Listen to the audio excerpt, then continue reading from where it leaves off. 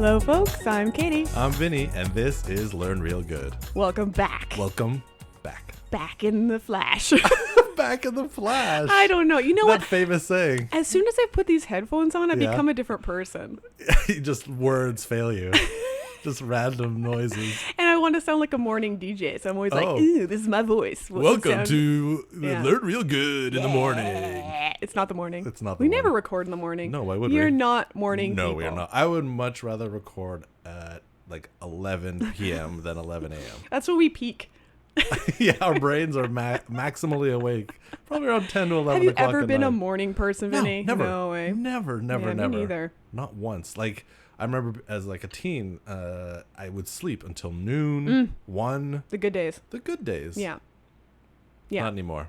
No, and you know what? Sometimes I'm forced to get up really early for work, and really early for me is like 6. Right. Anything earlier than 8 for me is ungodly early. Right. Yeah. For roosters only. For roosters only. And if I sleep, which is a whole big if with Right. me, I actually feel awesome about it. Something so fantastic about having all that time during light hours. When you wake up early Yes. and you're like, oh, I'm awake. It's like, But- a whole region of this day that I don't normally 100%. live in. It's like I did everything by noon. What? But I cannot make myself do it of my own volition. I No. can't. I never have. I've given up. Neither of us are morning people. We're not morning people. No. No way. That's what we came to talk about. You're listening to Learn Real Good, which is a, believe it or not, science comedy Podcast. where we shoot the breeze and share some facts. That's what we're up to We're right fact now. sharing. That's a radio DJ voice is know. coming out today. It's all the headphones. What have you been up to, Vinny? What's on your mind? You know what? What's on my mind? I'm thinking about sweaters. And this is why. Because summer's ending here. And it's my favorite part of the year, which Every time we try sweater. to not mention seasons because of our complicated recording release Sure. schedule, but here we go again. well, I just want to talk about sweaters, and I'm Okay, going to let's give talk context sweaters. for it. Sure. Okay. It's because I'm ready. I want my sweater game is good. And This is probably coming out in December. that's fine. I'll have sweaters for December too. I got seasonal sweaters. I got February sweaters. Why do you like sweaters, Vinny? I mean, they're comfy. They're Yeah. cozy. It's like being in a bed, but all day long. And that's the best. Like a nice cozy quilt. I was just thinking they should make like duvet sweaters. But I guess that's a bubble That's just one of those. down jacket. Yeah, down jacket. That's what it Guess is. they've done that. That's why they're popular. It's like you're in bed. I don't know. They feel crinklier. I think someone could really nail like Sure. a cotton. like a flannel line down jacket. Yeah, and That's if you what's get needed. wet, you're like 5,000 pounds, but That's what Sherpa lining is. That's what that feels like. but not real Sherpa lining. That's cruel. Yeah. All right, is it time for facts, I Vinny? think it's time for facting. Let's do it. Who's first? I think it's gonna be me. It's gonna be Vin. Yeah, finally. Are you familiar with outer space? No, All right. barely. Barely. From what you've told me already in previous facts on this show. Well, do you know about the Voyager satellites? Is that it's a Star Trek Voyager, right? There No, is I a know the TV Voyager show. Yes. satellites, Okay, yes. so there's Voyagers 1 and 2. They were launched in the late 70s. Right. Taking advantage of an alignment of the planets so that the satellites would go from one to the other, and they get gravitationally slingshot from one to the other. Rad. And so there was like a tiny window. They're like, oh, this is coming up. We got to launch it. So they built them. They launched them. Big success. Sent back images, tons of data, magnetic readings, really successful. And they've been going since the set. It's like they're 45 years old plus. Wow. And we can still contact them. They're traveling like at this ridiculous speed, but we can still hear them. Like Wow. super faint transmissions, but you know what? We can cut because we know what frequency they're transmitting at. We can cut through it, and we still get information from those. The batteries are running down, and so there's many instruments on these machines. But as the battery runs down and the heaters run out, because they need to be at a certain temperature, they have to shut down instrument after instrument because they don't have any more energy left to run them. Where-ish are they? So Are they in our solar system beyond? So there's a bit of debate, but technically they out past the heliopause, which is where the sun stops pushing things out. Which is so- where-ish. so For those of us who don't know the heliopause, where-ish is that? It's very far past Pluto. Okay, so Okay, past, so it's okay, well okay. past Pluto. Okay. So if you want to think old All right, school past our solar system. yeah. Great. Here's how far it is. It's 22 hours for a a message to get from here to Voyager at the speed of light. Wow. So 22 light hours away. Okay. And then to receive, it's another 22 hours. So That makes sense. It's like a 2-day transmission line. Ugh, annoying. Well, here's what some interesting happened with Voyager. Okay. Recently, it started sending back really garbled data about where it is. It's possessed. That's right. Yeah, a ghost has taken over the satellite. Space ghosts from coast to coast. It started transmitting weird data. Now, here's what's interesting about that. The machine is still working because it's still transmitting.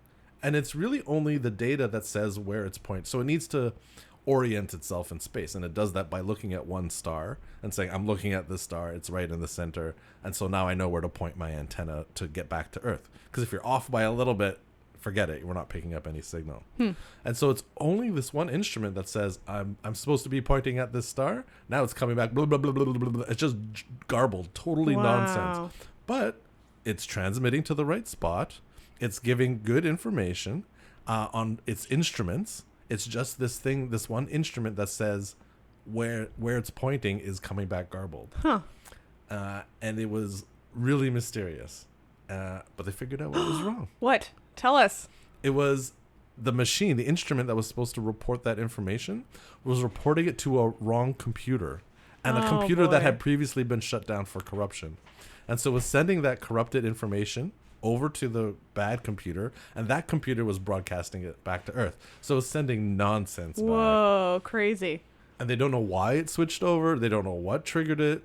And the machine has fail-safe. So, like, if something goes critically wrong, it, like, goes to reboot. You know, like, it's safe mode. Like, if your old computers would reboot in safe mode. So these machines have a safe mode. But it wasn't going into safe mode. So the failure was of a very particular nature. This reminds me of the time that we found a ghost in our house. Have I told you this story? No, tell me about that, please. I would love to hear about the ghost in your house. I was in my brother's room, which is against me and my sister's room as kids. Yeah. Like the closets, sort of the backs of the closets are next to each other. That's pivotal to the story. And we heard some crazy sounds in my brother's room. It's like, we're like, oh my God, it's aliens. There's an alien in the closet. And we went to the closet and put our head against the back wall of the closet. We could hear the sound. It was really freaking creepy. And so we went to investigate my closet, which is on the opposite side. And my sister's tape recorder was like rewinding. Whoa. But it sounded like a ghost. Did you figure out what was causing it? I just told you what it was. The tape recorder was rewinding. Yeah, but why was it rewinding? A ghost pressed the button. That's what I was doing. Oh, I forgot to mention. Yeah, there was a ghost. There it the is. ghost pressed the button. All right. That's a great fact. Wow. Yeah, so, but they're still worried because they're not sure why it did that, and it could cause another problem if they can't solve it. So they can actually send updated instructions to it. They can communicate in two ways. So they told it to, like, hey, stop sending your information to that computer. It's broken. And now it's fixed. But now they're like, okay, well, why did it do that? So they're still working on that problem. Wow. Very cool. Very cool. Are you ready for my fact? I would love I nothing have a fact. more. And it has to do with sound as well. Ooh, I love Interesting that we have this pattern. Is it about fish. ghosts? No. Ghost fish. When you think of fish sounds, what do you think of? What fish makes that sound, Vinny? All of them. The ones with tongues? Okay. Well, I don't know that they do that much. Oh. How about this one? Bop, bop, bop, bop, bop. Do you think that makes a sound? Underwater probably does. Well, not really. Oh. Well, at least for a long time we thought fish don't make much sounds. I mean, Okay. they don't have a voice box. Wow. When you think of sounds underwater, you think of like whales and other cetaceans, right? Like dolphins and killer whales. Those are the sorts of that's things what I that make think of. sounds. But Yeah. they're, mammals, so they have different apparatus. They go like this. Yes, that's exactly what a whale sounds like. But there are some fish that make sounds. Okay. For example, there's the Atlantic croaker. That makes sounds by vibrating muscles against their swim bladder, which is the basic organ that became quote unquote lungs for the rest of us. The They croaker? Does it sound like a croak? Well, I guess that's why they called it that. And then there's the grunts, The grunters. which rub their pharyngeal teeth together. That make sound. Oh, wow. But for a long time, we thought like it was the exception to the rule. There's not a Okay. lot of fish making sounds. Again, Okay. most of them lack.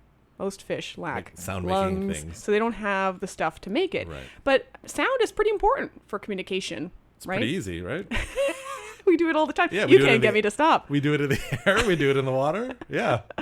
Right? We use it for finding mates. We've said it for warnings, all this stuff. And so recently, Here comes the fact. A researcher did like a big meta-analysis. So what that is when you look at all the journals and you're pulling out all the ones that mention fish sounds. Yeah. And they were able to find that vocalizations in fish have arisen at least 33 different times. Oh. That is, it evolved 33 different times. Oh, wow. Yes. Compare that to other vocalizing organisms where it evolved like once on each sort of line that led to, mammals and birds and all these other things. There's a name sounds. for that, right? Like convergent evolution. What's it called? When something evolves multiple times, that leads to convergent evolution. Okay. Yes. So that's in opposition to divergent evolution, where you have something and it changes over time. Okay. Anyway, but so it's very cool that it evolved so many times. It couldn't be just to chance. It's more likely that it's being used more than we recognize. So we've only sort of seen the tip of the iceberg in terms of what sounds fish make and how they use them. Yeah. That's fascinating. But this actually reminded me of another fact. Yes. I'm all about personal anecdotes today. Good. I love them. It made me think of this vertebrate physiology course I had in undergrad, where I had this professor who, there was a textbook for the course, I remember, but we never used it. And every lecture, this is in the early aughts, folks, where PowerPoints were all over them. I mean, they still are a very common way of teaching at the post-secondary level. Yeah. They were very common then. This guy, no. He would just stand in front of the class with his hands in his pockets in front of a chalkboard, and he'd be very, very quiet. And then he'd shout out the name of an organism and say like a random fact. Wow. I think I still have my notes, which just look deranged because it was just me on lined paper being like, this fact. But I remembered so many things from it. Was he like a human pop-up video? That's what it felt like. It was, in retrospect, a terrible teaching method. Well, I don't know. You just said you retained so much of it. He was clearly unprepared, but it was so different. I think it was the differentness of it to everything else. And it was just like, he'd be quiet and he'd just yell something. He'd be like, write it down. Anyway, one of the facts was herring. So he showed out herring communicate by farting. Yeah, so I remember a herring communicate by farts, but that's not a vocalization. That's not but the it's type sound. of. But it's sound. yeah. So I guess we're learning that fish, it's valuable to use sound, right? Yeah. Yeah. So which ones do the Just the Vinny fish. All right. Right. Yeah. I guess so. Well, that's enough out of us. Yeah, those are good facts. Yeah, not too shabby. Kind of soundy. Soundy. Yeah, we have a sound theme. Some At least transmission. We did. All right. Well, let me introduce our guest because I love it when our guests come on. I know, right? All right. Cassandra Goldfarb is just starting her second year in the PhD program in psychology at Concordia University. Currently, she's studying the role circadian clocks play in the brain and how these clocks impact our behavior. When she's not messing around with her own circadian rhythm, she loves paddleboarding with her dog. Hello, Cassandra. Hi. Come on down. So the fact is right. Welcome to the show. Thanks for coming to talk with us, Cassandra. Yeah, thanks for asking me. I'm really excited to do this. This is very exciting. Oh, we started talking about sleep too. That's really funny. Right. So why don't we start right at the base of this thing? What the hell's a circadian clock? I mean, you guys were kind of talking about it before with like you were saying like you're night people, like you won't like you'd rather work at 11 p.m. So the easiest way to think about it in terms of humans and how we live is like your chronotype. So people say like, oh, I'm a morning person, I'm an evening person. All of that actually depends on your circadian rhythm. So it's the 24-hour rhythm of everything that goes on inside your brain and body. Wow. Really everything. And the purpose of it is to achieve what's called homeostasis, overall health and well-being. The purpose is to keep everything in your body in sync, to prepare for what's coming. And this is actually conserved through organisms of all types. So from, the flies to humans, all of us have circadian rhythms and they all function pretty similarly. Whoa. That okay. Is very cool. So what is the most sort of basic organism? Do we know if bacteria have circadian clocks? I don't know. I've never actually thought about bacteria, but they're definitely at like the single cellular level. Really? Each cell can produce rhythmic expression of like electric signaling and things like that. What about fungus? Are there fungi that have? I bet like something like a mushroom does. I feel like mushrooms are the one thing we can't really understand. They're so impressive. Man, yeah. They're so weird. Whoa. So is it fixed? You mentioned chronotype, which I suppose is whether you have a preference for morning or night, or maybe there's in-betweeny people. I don't know. But is that... Yeah, that's what they're called. In-betweeners. Is that inborn? How does that get established? Is it hereditary? So it does Can you adjust change. it? Yeah. Like, and you can Okay. change it. It actually, in general, changes throughout your lifespan. So, like, little kids often are up at what, like 5 a.m. and they go to sleep at 7. And Right. obviously, that's not entirely loved by some parents. Correct. Entirely loved is a kind way of putting Not it. entirely loved. But then as you, teenage years, most people sleep in a lot, you're up a lot later. And then as you get older, you'll find like, you know, there's the early bird specials if you're over like 65, and that's if you can get to breakfast before like 7 a.m. Right. So it does change. And I don't think like people are just different. It's inherent. You can have different within a family. I know like you guys were saying your night chronotypes. I'm definitely a morning person. I'm like good until, I don't know, 3, 4 p.m. And then I feel like my brain just shuts off. Wow.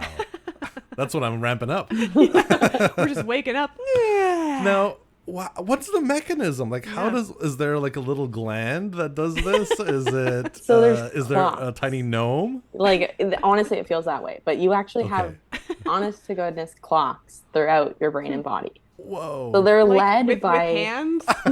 honestly, I'm picturing, probably. actually. It's Like a little grandfather clock. Tick, clock, click. like at the molecular level, if you wanted to get super into it, it's through feedback loops. So if anyone remembers their early biology, positive and negative feedback loops. And there's some core clock genes that actually, like the positive arm invigorates the negative arm, the negative arm turns off the positive arm, and then it's like a 24-hour rhythm. But there are clocks. So there's the one that's sort of the like master supreme clock in the body. The main one is in your brain, in the suprachiasmatic nucleus of the hypothalamus.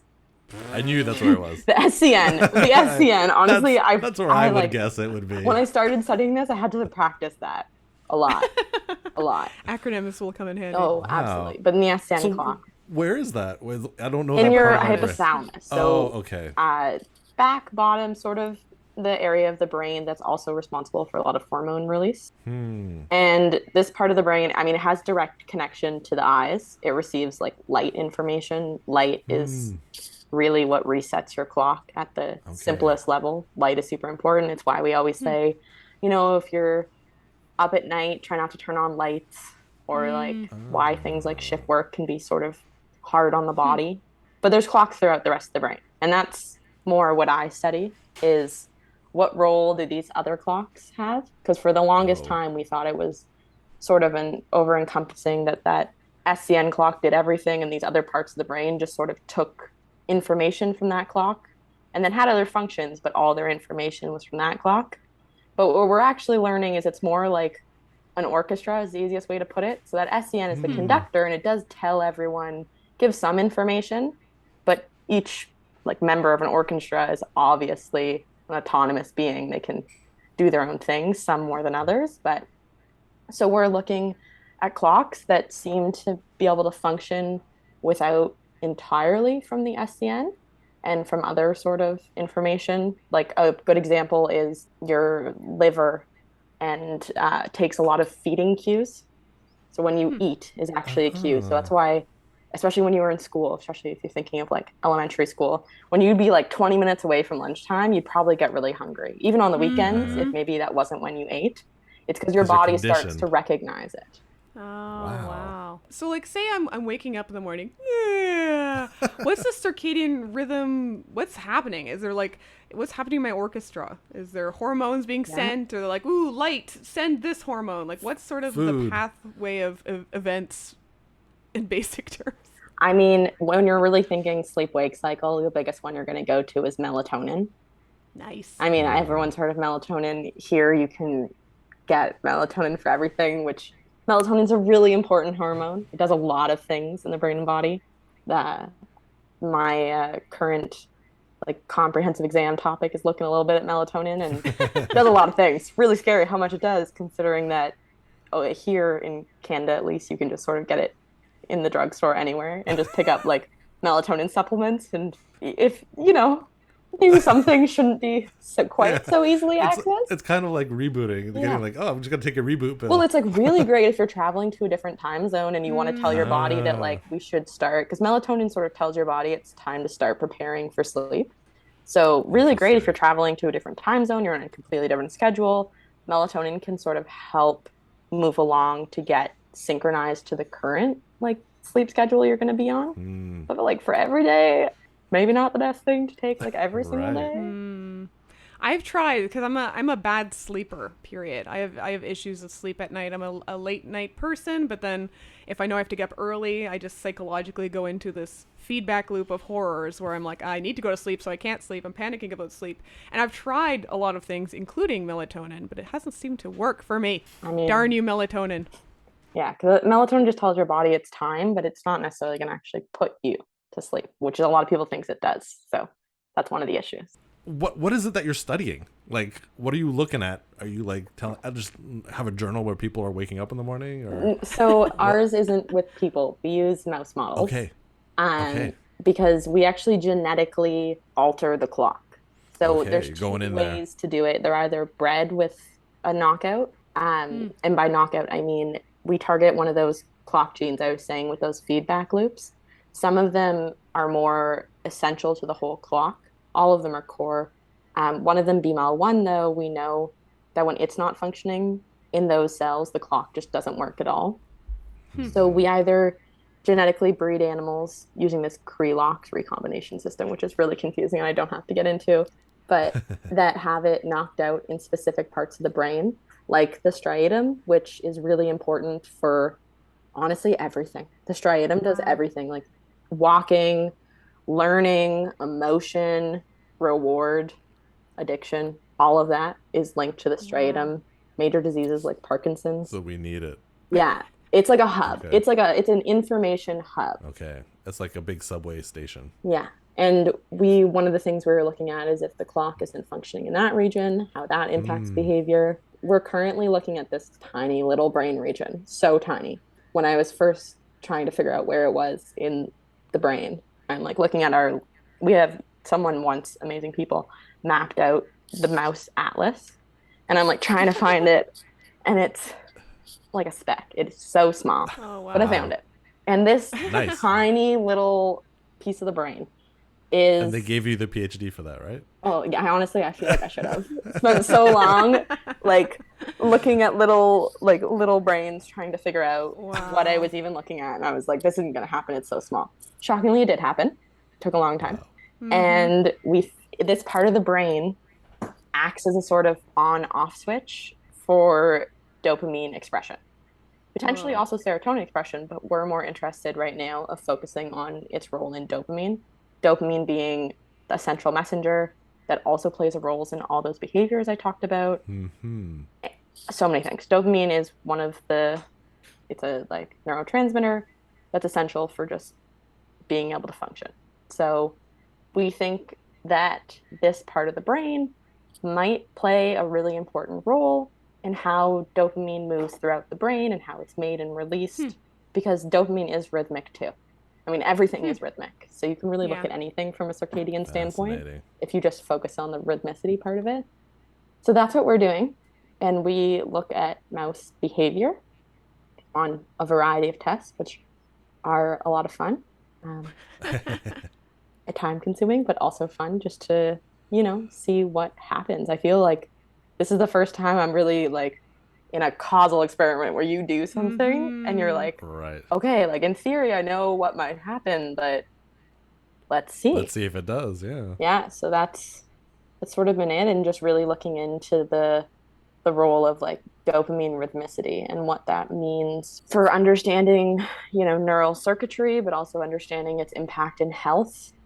I mean, there's so much we don't know. We have all sorts of disorders and diseases that are terrible, but we're stuck at these aspects because the brain is, despite being not the biggest thing in the world, is so not understood in so many ways. And I think that's why I sort of got into it, because I was just so curious. Because anytime I'd ask a question in class, profs would be like, really great question. Nobody knows yet. And I was like, okay. It's a big mystery what's going on up in their noodles.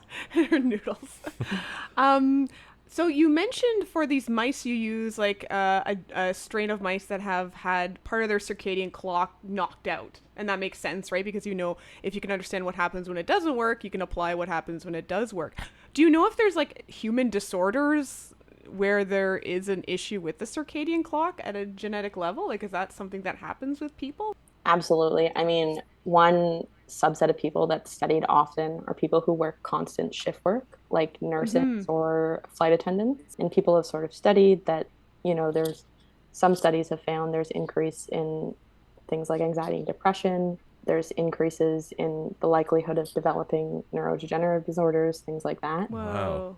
Just constantly. And like we've shown that that's been modeled in animal models too, where animals that are raised under like constant light shifting or these short day paradigms where maybe instead of getting like an equal amount of light and dark, they get like a lot less light, a lot more dark, or vice versa. And they show changes in behaviors compared to those, like the controls, the animals that are raised under typical standards. A lot of different disorders and diseases. My current comps topic right now is on looking at the role of circadian rhythms in autism spectrum disorders. And one of the things I was just reading about is that there's these things called like single nucleotide polymorphisms, which are just like single changes in the genes of these clock genes. So things like BMAL1 I was saying, there's found that in some people, there's actually changes in their actual genetic code of these genes compared to like what they would say neurotypical controls. Wow. Yeah, like we're seeing it in humans. And most of these brain regions and the pathways you can assess through like fMRI studies that are actually conserved from like rodent models to humans. And do we have any idea yet, Cassandra, what the link is between our circadian rhythm network not functioning typically and these outcomes? Like why would my circadian rhythm being goofy affect my anxiety, or why would it affect having a neurodegenerative disorder? Like, do we know what the link is, or is that still being figured out? That's the big question. I mean, in part that's the question, but in theory it's like the lack of homeostasis. If your body isn't able to stay in tune with itself, Right. if you're not getting the proper, like especially if you're thinking about if there's a dysregulated circadian rhythm in utero or in early life, while like your brain's growing, your body's growing, then maybe you're not getting enough of the neurotransmitters that act to build the brain. So something like serotonin, for example, we know acts as like a neuromodulator. It's really important in utero and in early life. And maybe if that's not rhythmic, it's not getting to where it needs to be in the right quantities, then potentially that can cause like structural changes. It can cause like network changes. That's amazing. Wild. And what can you do to modify your circadian rhythm? Like what are like the main factors? Like we said, light, diet, Melatonin. like a melatonin. Like if you're out of whack, what can you do to fix it? Or if you're like if you know like you're traveling, like time zones, like sure, melatonin, but like what can you do? I mean, I'm definitely not a doctor, so I can't give Sure. any sort of like medical advice, but I mean, real medical doctors will talk about sleep hygiene, sleep health, getting enough sleep. And I think that that's so important. Getting enough sleep resets your clock. There's like a lot of research showing that, stick to not turning on any lights when you wake up at night. That's really important. You get a lot of these alarm clocks that get bright, but it's like red light. And we do know that red light doesn't actually influence your circadian rhythm the same way that other types do, which is why a lot of alarm clocks Oh, interesting. red numbers. Fascinating. I always wondered why that was. Yeah, because it actually doesn't influence, it like wouldn't spark like a light pulse, which would. And in case you need to develop some film. Yeah, and in case you need to develop some film when you wake up in the middle of the night. Exactly. Absolutely. Yeah. But yeah, I mean, sleep is important for Sleep so is many the key. reasons would be my All best suggestion. And do we know why sleep? Like, what's happening during sleep that a circadian clock gets reset?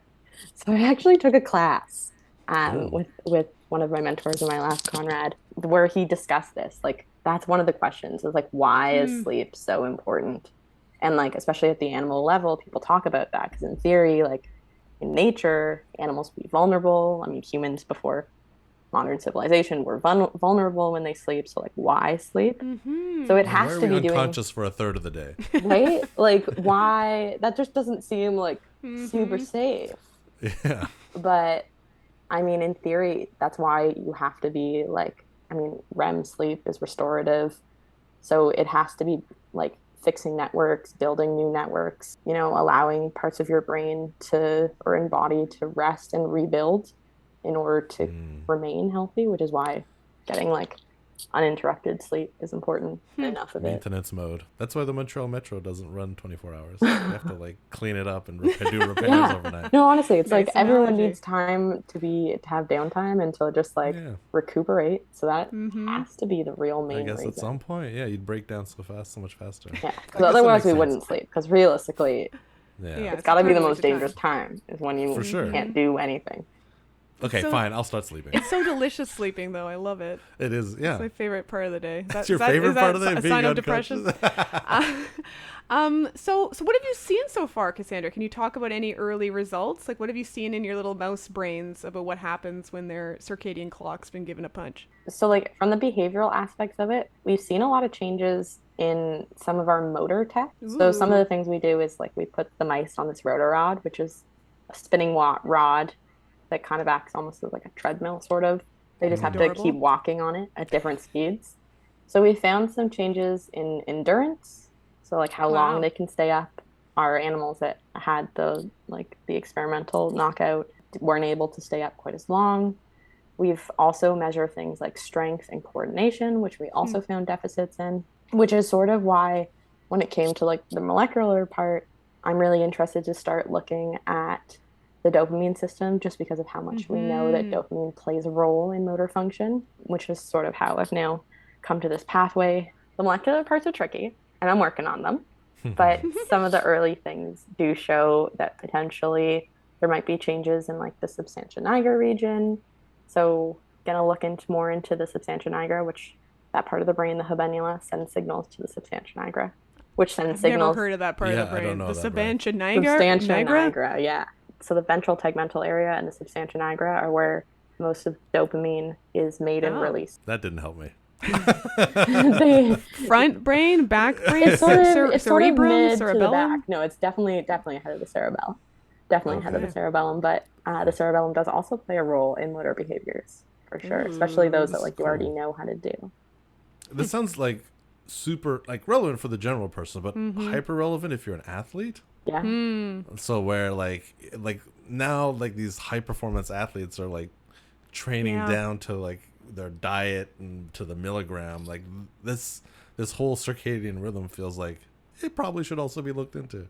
Yeah, I feel honestly, I like joke with friends of mine in other research areas that they should also be looking at the circadian rhythms, like the time of day they do their tests could impact things, and they're like, yeah. I'm like, no, but really, like, absolutely, the body's a clock, so like they should. I think professional sports teams should get a circadian rhythm expert in. That's my Hire my hot Cassandra. take. Hire Cassandra. Working for the Habs. there you go.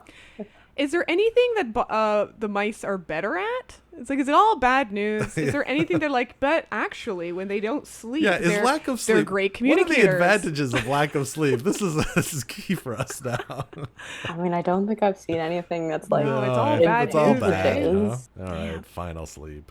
Is there a thing where you can have too much? Like, I know I've noticed anecdotally myself, if I oversleep, I feel really groggy. Is But there? isn't that just like your REM cycle? Hey, let the expert talk. Is that just is that an issue of waking up at the wrong time, or is there really a thing with our circadian clocks we can have too much of a good thing? I can't say exactly. I don't study sleep, but if I had to give an idea, it just goes back to rhythmicity. It's that anytime you Yeah, makes change sense. what you do in a day, it's going to take the rest of your body time to catch up. Because if you normally wake up at like sleep from, I don't know, midnight to 8, and your body's like, okay, this is when I need to start having like higher arousal levels. This is when I need to prepare my body to eat. And all of a sudden you've slept till 10. Well, then it's sort of all out of whack. I wonder if anyone's looking at Martian circadian rhythms, because if we go to Mars and it's not a 24-hour cycle, interesting. so what happens when you're not on a 24-hour cycle? Will we have to simulate a 24-hour? Can humans adapt to whatever a 26-hour? I mean, not everything is a 24. Like humans are pretty close, which is probably because of like adaptation. But Wait, what are the mice cycles actually are there? naturally, like if you put them in total darkness, they run at about a 23-hour cycle. What? Whoa, Yeah. that's trippy. So when we put them in our 12-hour light dark, that's actually not their natural cycle. What? Yeah, that's one of the things I'm looking at right What's now. up with mice? What are they? Are Well, they different animals, I guess. I know mice for sure. That's the only one I But we can all live really. on the same planet. Yeah, I don't really know That's exactly why, but amazing. yeah. So I wonder if that's metabolically linked or something. maybe. I don't know. probably. We'll ask them. I mean, mice are also nocturnal, whereas humans are diurnal. So like they're active Interesting. at night. Huh.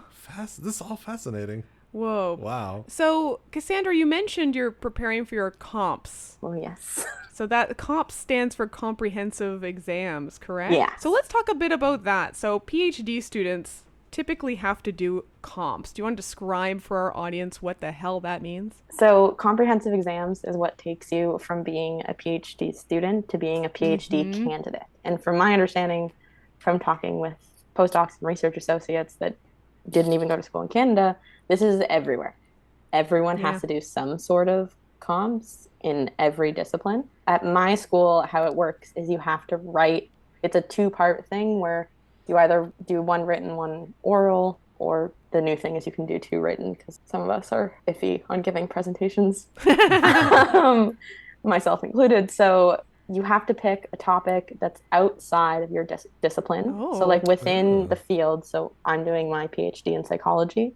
So it has to fall under the field of psychology, but can't be directly related to anything I'm doing in my project. Whoa. Interesting. They make you do a whole research project, like a science fair. And they're like long papers. Yeah. Which is like, it is cool because, I mean, I got into research because I actually like researching. And it's been a while since I've really gotten to dive down some rabbit holes of things I don't know, which is, I mean, what really got me into research in the first place. And it's a lot, although like Concordia at least is really good. We have a class that sort of, we work with a prof and other students and we discuss what we want to do and get feedback from each other. And then you have a committee who also is more expert in the field that you're picking and you can discuss with them. But it's just stressful in the sense of like, it matters so much. And it's something that, you know, you're spending all your time focusing on some really hyper specific part of in an area of research. So like, I mean, they always say when you technically by the time you defend your PhD, you should be like the most knowledgeable person on this very specific area of research. And all of a sudden they're like, okay, that's cool, but do something else. And you're like, oh, right. I'm not sure I remember how to do that. So like one of mine was on the role of sex differences in alcohol drinking behavior. Oh, very different from your research. Very different. Wow. Very interesting. I went to the Concordia had this symposium that I helped organize, but nice. On the importance of sex as a biological variable. And of course, gender is its own important variable, and it is so important that we tease the two apart. But obviously in animal research, we can only really assess sex. So some of the presenters we had were talking about how even now there's so much more research that only includes male animal models. Because people think that female animals are like too variable. And I'm like, really? Even in animals, we're like discriminating based on sex? All those complicated hormones and periods. Right? And I was shocked. And then the more I dove into it for my comps, the more I was just like really surprised by how much research, and in my own field, like in neuroscience, that doesn't use female samples. And then we're like generalizing that this part of the brain does this and this very important behavior, but we're like, but only in men. Or we're assessing, like with alcohol drinking, they were looking at the use of ketamine to potentially like help ameliorate the effects during withdrawal. And many early studies were saying like, oh, it doesn't work. But then they were like, they included females. And they're like, oh no, it actually works really well in females. Oh, boy. It's like, oh, cool. Well, it's like the symptoms of a heart attack. I remember hearing how, you know, we spend all these times on these stupid acronyms and stuff for heart attacks. That's all only applicable to men. And the signs of a heart attack are very different. Very different. Yeah. No, God damn it. Problem. Yeah. So, and that was honestly the like takeaway. I like got very into it, was writing up this conclusion about how honestly most research needs to be redone. If it's never been done in female samples, then how can we generalize it? And we can't. I like dug down, obviously I was doing alcohol, but like dug down the drug way, and it's all these drugs that have been made and only tested on males, and it's a Oh, boy. little scary as being a woman in the world. Of course. Yeah. So for your comps, you have to do these 2 big paper. Like, are these publishable potentially at least? In theory, they're supposed to be. Although, again, I'm iffy to know how good mine actually will be. But in theory, it could be. Yeah. As like a review article. Although ours are posed in the frame of like a question, but it could be as a review. They're pretty long. Ours are like 6,000 to 7,000 words. Whoa. So I assume you'd have to like shorten it a lot for publishable, but it definitely, that is part of the point, is that you could go forth and publish it. And obviously in academia, that's sort of a necessary asset. Right. I know some faculties also do like an exam where you like test it on your knowledge, general knowledge of the field, so that you like, we're not, graduating PhD candidates and doctors who like don't have a base, not like they only know their specific subset of the field, and so that doesn't seem to be the case here. No, but I've definitely heard of that, or I heard of someone else saying that they got a topic for a paper and then they had a week to write it. But like they didn't get to come out. I got to pick that topic. It just had to be outside, but I at least got to like think about what I'm interested in talking about and go for it. Yeah, I had a friend in geography who their comps, like they had to like sit by the computer and wait for a specific time when they would be sent a topic, and then they had like 24 hours or some insane timeline to write a whole properly formatted cited paper. And I just remember thinking, and they had like a couple there's like a couple of them. So it was like this insane week that they had. Scary. And then mine were very different. My comps, which seems to be pretty typical of the biological sciences, where you only talk about ourselves. Like you talk about your specific project. So like we do it when you're a couple years in. So you talk about like the research you've conducted up to that point, your proposed research, and then you're prepared to defend. So usually that talk is like 15 minutes, and it's often open, so you can have people there to sort of cheer you on. And then the defense of the comp is private, so everyone has to leave, and then you have to answer questions for like 2 hours. But it's about your research. It's not about a whole other topic, and it doesn't stretch too far from it. So everything that you're putting into it is completely useful for the thesis. I know in a lot of physics departments, the test is basically the entire undergrad curriculum. Like you can be tested on anything that you took in your undergrad. So you have to study all of it, and then you have to know it. But because physics is so interconnected, because it's so easy, it's pretty trivial. You do it in like half an hour. Totally, physics. But you have to basically just go, okay, well, I have to now go over everything. So let's talk about little Cassandra. Was little Cassandra always interested in behavior and psychology? Like, how would you describe your path to getting where you are now? So I've had to think about that. I was applying I'm like writing up like a thing for one of those funding awards. And they were like, how did you get here? And I feel like I'm talking to people and they're like, oh, I remember being like 4 years old. I don't think so. I think at 4 years old, I thought I was going to be like an artist. Sure. I have zero artistic capabilities. Like a stick figure is absolutely, but like I'll give my mom and dad and siblings like merit. They were like, you're so good. And I was like, looking back, I'm like, I used to just draw like one circle and that was the body and face. Perfect. And then just like, and they were like, this is amazing. And I was like, gonna be an artist. I think I then went to be a basketball player, which whoa, I'm 5'4" on a good day, so I also don't know where that was coming from. Wait, what are you on a bad day? probably not quite 5. I mean, my driver's license, I was like confused, and I think I actually wrote 5'6" on like how tall I am, but like that's not true. I made the same mistake because I remember in Ontario when they asked for your driver's license, they're like, "How tall are you?" Yes. I'm like, you panicked. In centimeters. 6'7". In centimeters. Well, they asked in centimeters. I was like, I don't know. I remember I said something that I checked afterwards was like 5'11" or something insane. Yeah, I think I said like 166 centimeters, which is not. I'm 3 meters. Who knows that? I lied. But and I also have no like depth perception, so I'm not particularly. So sports might not be. I always liked science.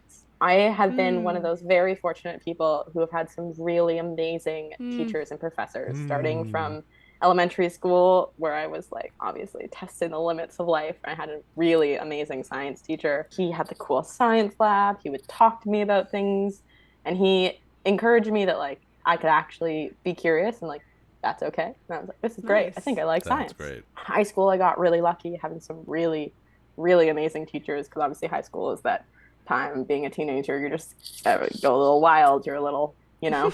But I had some really amazing teachers who encouraged me to like keep going with school and like, Nice. you could do this. And then beginning of undergrad, I think I stopped caring a little bit, and I was like, oh, this is so fun being in university. Yeah. And then I got really lucky and met my professor, Dr. Hood, who totally led me to where I exactly am today. Wow. She was a new hire at our school, and she let me into her research lab.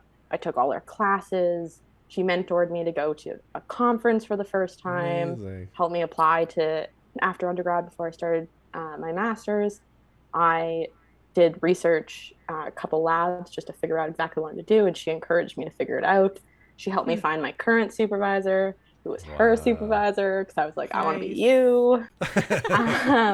And then that's how I ended up here studying circadian rhythms, which mainly was from the brain. I had seen some people who had fallen into things like Alzheimer's, and I was just so curious. Like, it's so sad, and in my own family, and I just wanted to know how. And anytime I would like try to research, like look up, like, how does it happen? Everyone's like, we don't know, but we're working on it.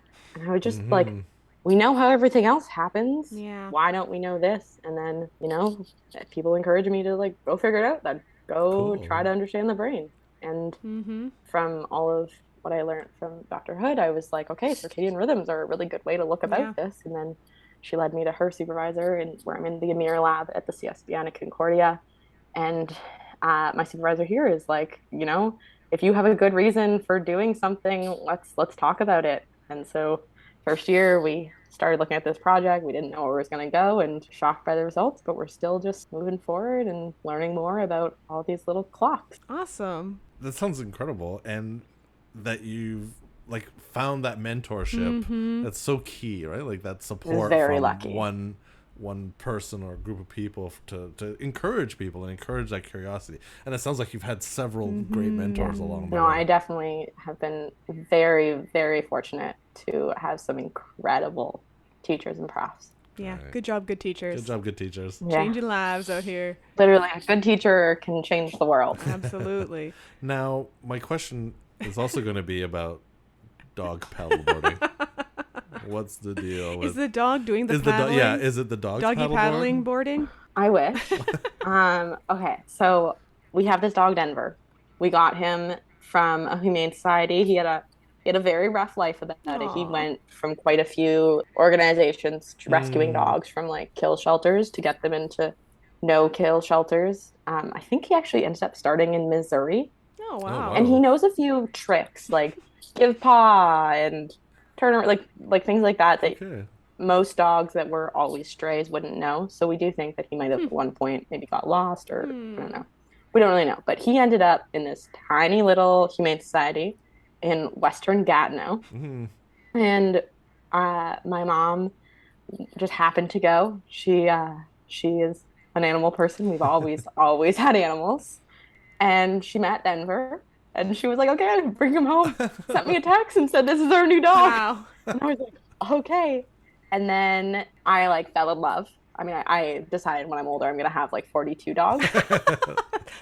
Even numbers. So they all have a best friend. Right. Yeah. But I started to just like, he bonded to me really quickly and wanted to be where I was. And then one day I was on a lake. And he was just sort of like sitting on the dock, and I was going to go paddleboard, and I was like, I can't leave you alone. Aww. So I put like a little kid life jacket on him because like safety first. Right. And then he came on, and the first couple of times he stood between my legs and was like, I don't like this. And I was like, you can go back. But then he was like, I don't want to. And then he just sort of eventually got comfortable with it. And now he lies on the front of my paddleboard, tries to drink the water, which tips the paddleboard a little bit. Like, we're working on that. That part's a little bit like when he's like, oh, I want lake water. Here's some water. Yeah. He's trying to challenge you. I got the idea. My sister-in-law's been doing it with her dogs forever on like the ocean too. Oh, like it's days of the ocean, but they live in Vancouver Island, so wow, like the real ocean. That's pretty cool. That's pretty sweet. Well, Cassandra, this has been fantastic. Best of luck on your comps. You're gonna kill it. Yeah. Thank you. And good luck with the rest of your research. And thanks for taking the time to chat with us today. Yeah, thanks so much. Thanks for having me on. All right, bye. How fascinating was that? Oh, wow. Circadian rhythms. I don't really I know about, like, I've heard of them, but I don't think about them. I always think of cicadas. I don't think they're related. I think that's it for us. Yeah. So we want to send everyone out on our socials. Yeah, the Vinny? Soch. You can find us at LRG Pod on Facebook, Twitter, Instagram, TikTok, LRG Pod. If you'd like to be a guest on this show, just send us an email at learnrealgoodpodcast@gmail.com. That's learnrealgoodpodcast@gmail.com. And if you're a fan of the show, please leave us a comment and a 5-star review. It helps get the word out there about our show. And that's it. We learned a lot today about circadian rhythms. We learned about Voyager. And fish sounds. Fish sounds. That's right. That's what fish sound like. Fish sounds, All right. Thank you, Cassandra. Thank you, Vinny. Thank you, Katie. Bye, folks. Bye-bye.